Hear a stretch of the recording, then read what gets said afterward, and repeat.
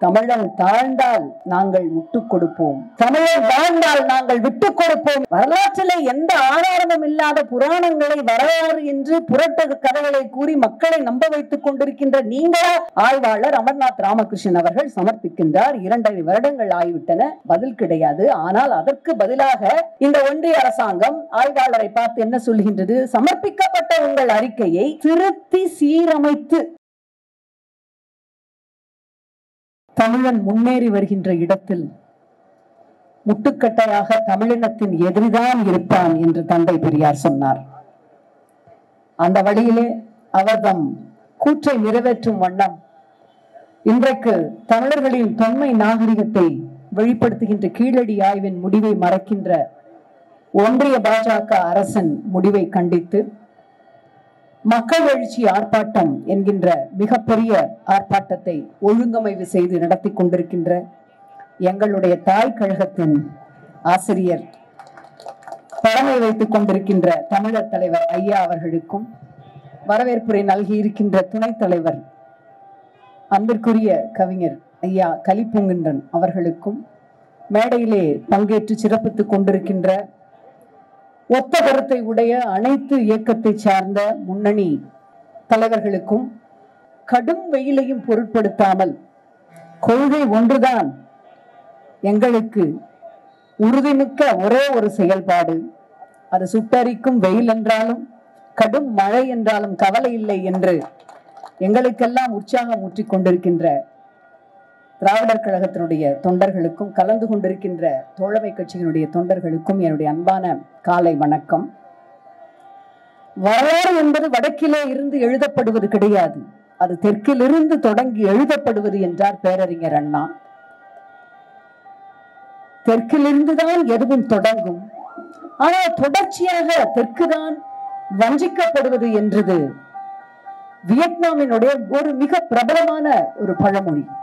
புரட்சி வீரன் ஹோசிமன் அடிக்கடி அந்த பழமொழியை நினைவூட்டி பேசுவதாக முத்தமிழறிஞர் தலைவர் கலைஞர் நினைவு கூர்ந்து, எவனையும் தொடங்குகின்ற உயிர் சக்தி தெற்குத்தான் ஒன்று என்று இந்த இந்தியாவினுடைய வரலாறு காஷ்மீரத்திலிருந்து எழுதப்படுவது கிடையாது, கன்னியாகுமரியிலே இருந்து எழுதப்பட வேண்டும் என்று வள்ளுவர் சிலையை நிறுவினார். இன்றைக்கு அந்த சிலையினுடைய 25வது ஆண்டு விழாவின் நிறைவு விழாவை மிகச் சிறப்பாக நடத்தி காட்டி, தொடங்குகின்ற எதுவும் தெற்கிலிருந்து மட்டுமல்ல, தொடங்கிய எதையும் தொடர்ந்து போராடி சிறப்பாக முடிக்கின்ற பெருமையும் தெற்குத்தான் உண்டு என்று நிலைநாட்டி இன்றைக்கு அனைத்தும் அனைவருக்கும் என்கின்ற திராவிட மாடல் ஆட்சியை நடத்தி வருகின்றார் நம்முடைய மதிப்பிற்கும் மரியாதைக்கும் உரிய மாண்புமிகு முத்துவேல் கருணாநிதி ஸ்டாலின்.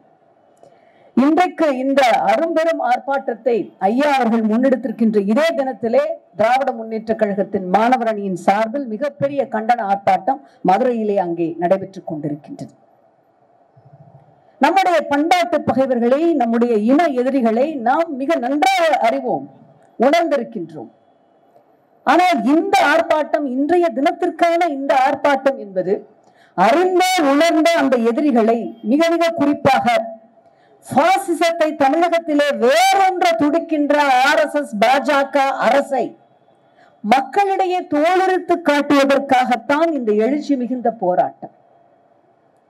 கீழடி என்பது நம்முடைய தமிழர் தொன்மையான பண்பாட்டை, நாகரிகத்தின் தாய்மடி தெற்கு தமிழகம்தான் என்பதை உலகறிய உணர செய்திருக்கின்ற தாய்மடி.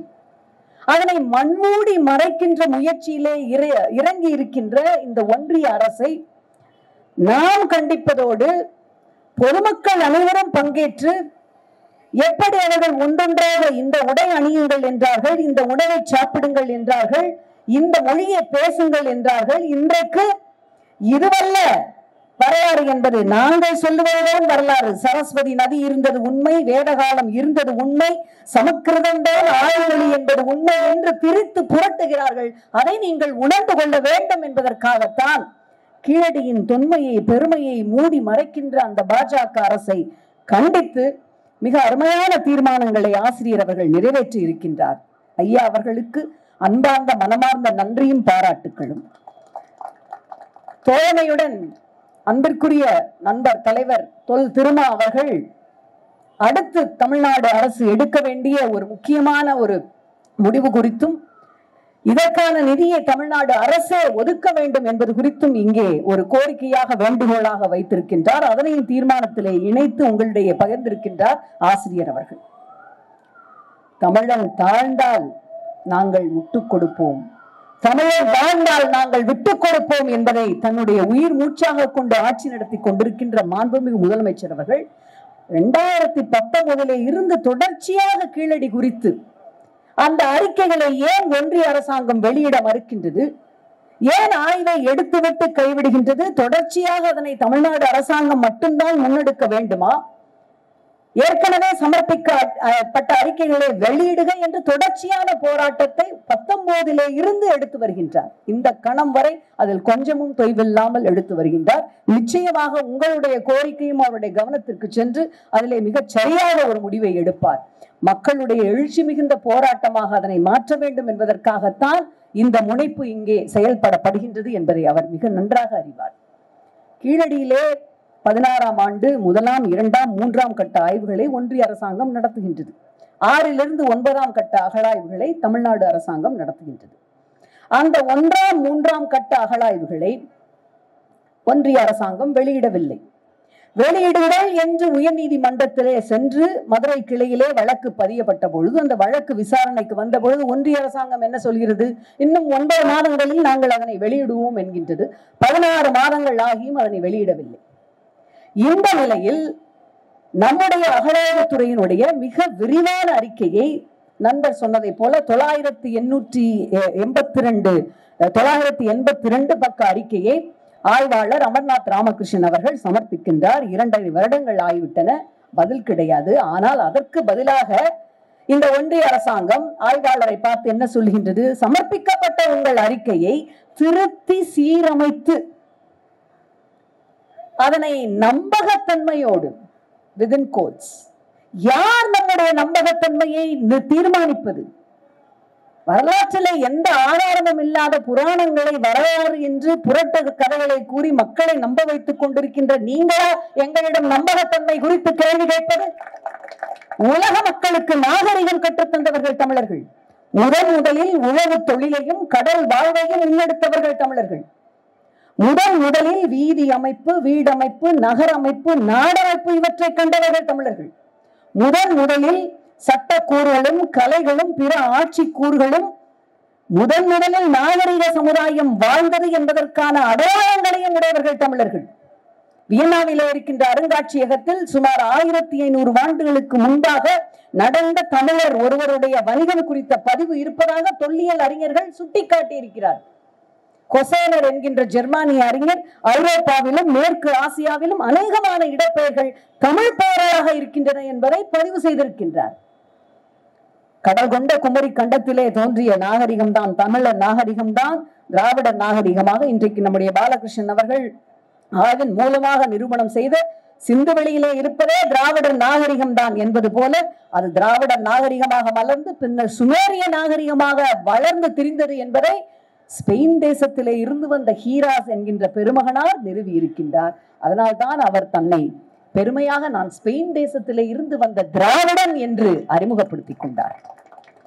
தமிழ் மொழிதான் அனைத்து மொழி குடும்பங்களுக்கும் தமிழே தாய்மையான இந்தோ ஆரியன் மொழிகளுக்கு உட்பட தாய்மையான முன்னோடி மொழி என்பது கால்வெல் உட்பட அனைத்து அறிஞர்களும் பதிந்திருக்கிறார்கள். ஆனால் இன்றைக்கு அந்த முயற்சி ஏற்கனவே ராஜாராமன், பீலால் போன்றவர்கள் ஏற்கனவே சிந்துவெளி நாகரிகம் தான் தலை சிறந்தது என்கின்ற வழியிலே ஏற்கனவே அதனை தொடங்கிவிட்டார்கள்.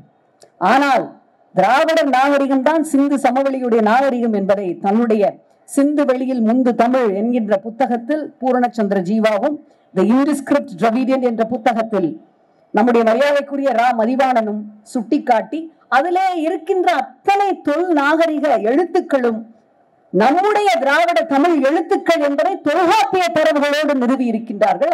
அதை விட மேல ஆராய்ச்சி பூர்வமாக நிரூபிக்க ஆதிச்சநல்லூர் தாளிகளை விட நம்முடைய மயிலாடுதுறையிலே கிடைத்திருக்கின்ற கல் கோரடைகளை விட வேற என்ன வேண்டும்? இன்றைக்கு நம்முடைய கீழடியை நீங்கள் எடுத்துக்கொள்ளுங்கள். அதிலே 1000த்திற்கும் 6000த்திற்கும் மேற்பட்ட குறிப்பீடுகள் கிடைத்திருக்கின்றன. கிட்டத்தட்ட 60க்கும் மேற்பட்ட தமிழ் அந்த எழுத்துக்கள் பொறிக்கப்பட்ட பானை ஓடுகள் கிடைத்திருக்கின்றன. அதுல முக்கியமான செய்தி என்னவென்றால், அந்த ஓடுகளிலே பொறிக்கப்பட்டிருப்பது ஆதன், உதிரன், குவியன், இப்படி சாதாரண சாமானிய மக்களுடைய எழுத்துக்கள் பொறிக்கப்பட்டிருக்கின்றன. அரசர்களுடைய பெயர்கள் அல்ல. எதை சுட்டுகின்றது?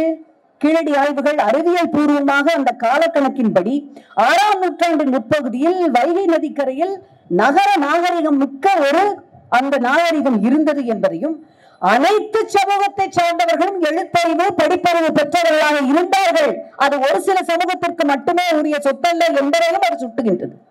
நண்பர்கள் சுட்டிக்காட்டியதை போல கார்பன் கரி அந்த சார்கோல் சார்ட்டிங் முறையின் படி கூட அது 6ஆம் நூற்றாண்டை சார்ந்தது என்பது புளோரிடா, அமெரிக்காவிலே இருக்கின்ற புளோரிடா ஆய்வகத்தில் அது உறுதிப்படுத்தப்பட்டிருக்கின்றது.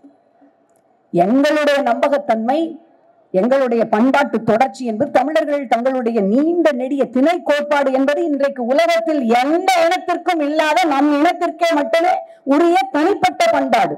அத்தகைய நீண்ட நெடிய தொடர்ச்சியை கீழடி உறுதிப்படுத்தி இருப்பதால் அது குறித்து பயப்படுகிறார்கள்.